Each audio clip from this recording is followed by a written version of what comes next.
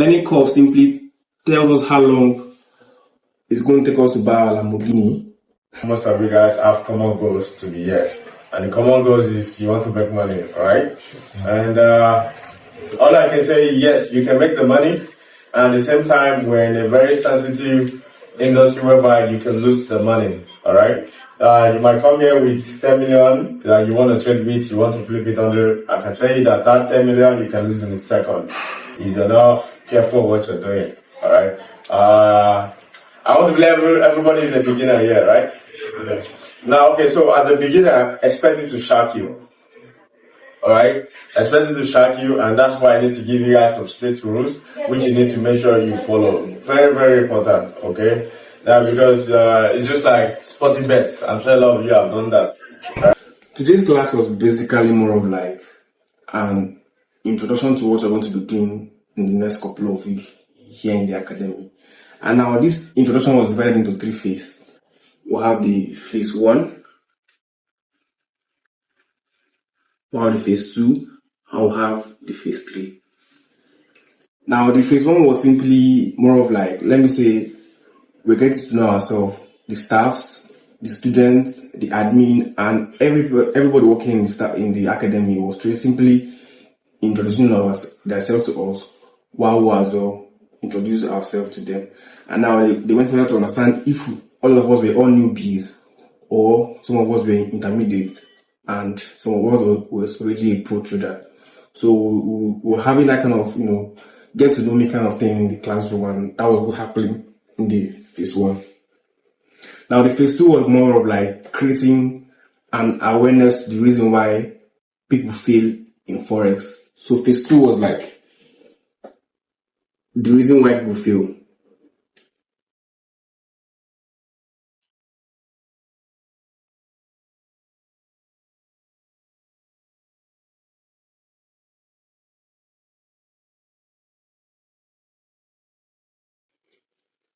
So the phase 2 was like kind of conversation to, the reason for phase 2 was to simply give us an awareness to the reason why we're likely going to fail, or the reason why any of us is going to fail in the Forex market. And the reason for this is to hold ourselves accountable if we really fail in the Forex market. So different persons had different opinions to the reason why people fail in the Forex market. So I likely want to see I want to see your opinion to the reason why people fail in the Forex market.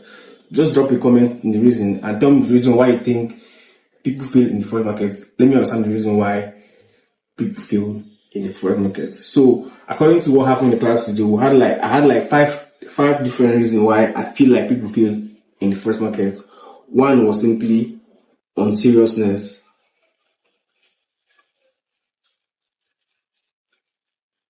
Most people are not serious with this game. They might have the right mentor, the right academy, the right knowledge, and they are still very unserious.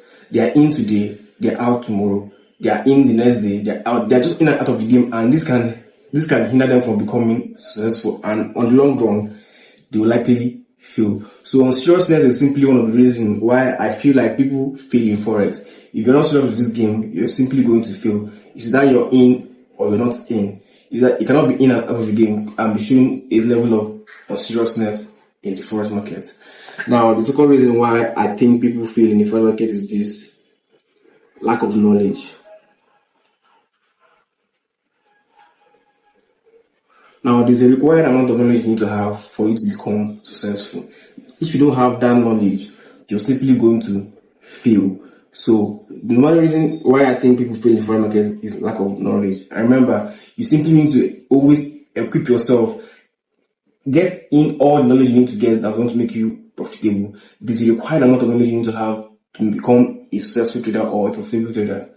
If you don't have that knowledge, you're likely going to fail in the Forex market. Now, number 3, which is simply the most important one, is lack of risk management.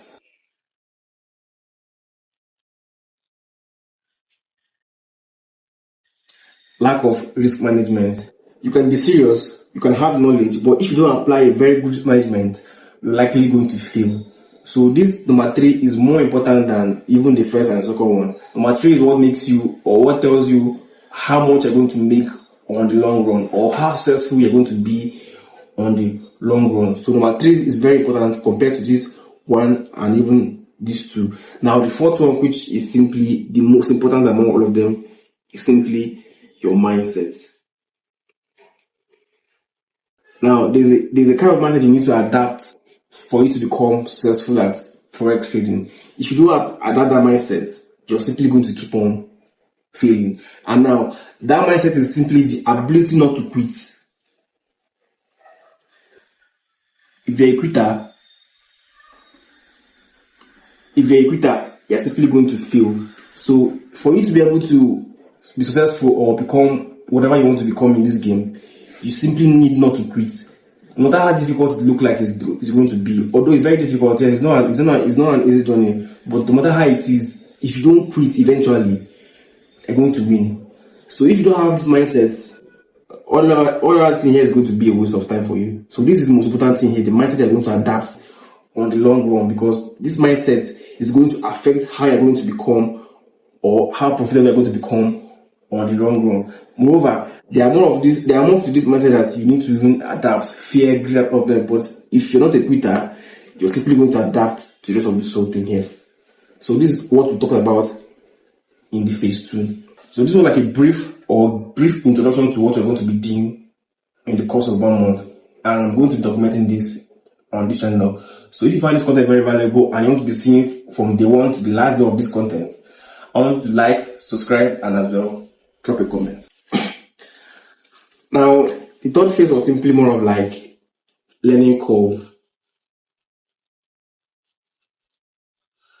And learning curve simply tells us how long it's going to take us to buy our Lamborghini, or how long it's going to take us to build our house, or how long it's going to take us to become profitable. So that was what we actually talked about in this phase 3, which refers to as learning curve. Trying to understand how long it's going to take us. And the learning curve is kind of, let me say, is a personal journey, because different persons have different way they want to learn, how they want to learn. Different persons have different way they assimilate things. How long it take me to learn how to play chess might be different from how long it take you to learn how to play chess. How long it take me to learn how to play a piano might be different from how long it take you to learn how to play a piano. So it all boils down to, personal self or personal journey. How long does it take you to learn? How fast do you learn things, or how slow do you learn things? Some persons like to or prefer to learn by simply watching videos, while some persons learn by simply reading books. So different method of how people learn things. And that's what we'll talk about in this learning curve. And now, once you've understood how long it will take you to learn, or how long it will take you to assimilate whatever you're going to teach in the class, the next thing you want to do is to set a goal.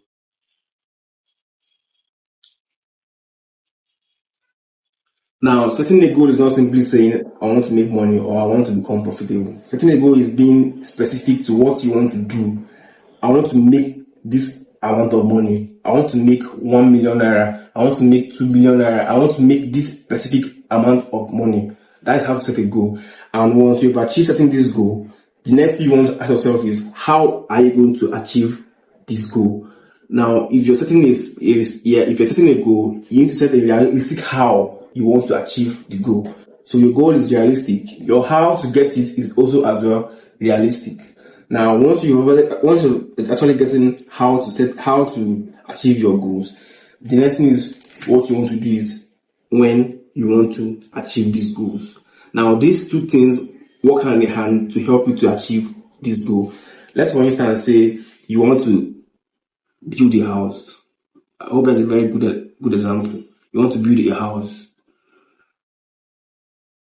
The next thing you want to ask yourself is, how do I build a house? Now the goal is you want to build a house.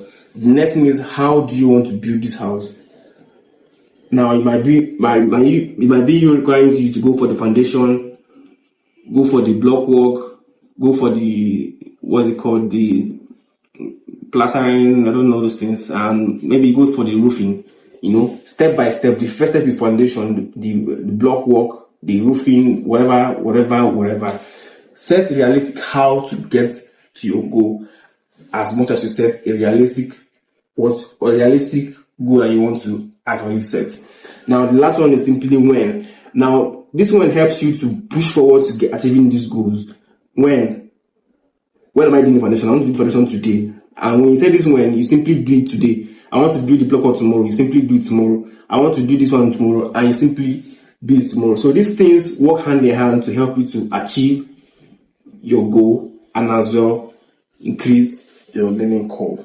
Now, if you check from the first phase to the last phase, you will see that it is not all up to your mentor for you to become successful, and as well, it is not all up to you to become successful.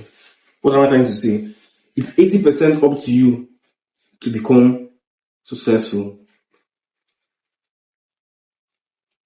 and it is 20% up to your mentor to become successful. So whatever you want to achieve, whatever goal you want to achieve, whatever outcome it is, no matter how you put it and how you take it, it is 80% up to you to become a profitable trader, and it is 20% up to your mentor to help you to become a profitable trader. So even if you just go through this class, and even if you go through the class and stay for 1 month, and if you don't put in the 80% work required for you to become profitable,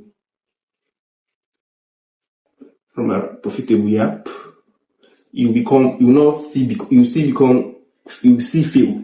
So the whole goal of this aim is to simply put in the work 80% and allow your mentor to put in the work 20%. I think this is all for this video. You'll see me on the next video. Peace.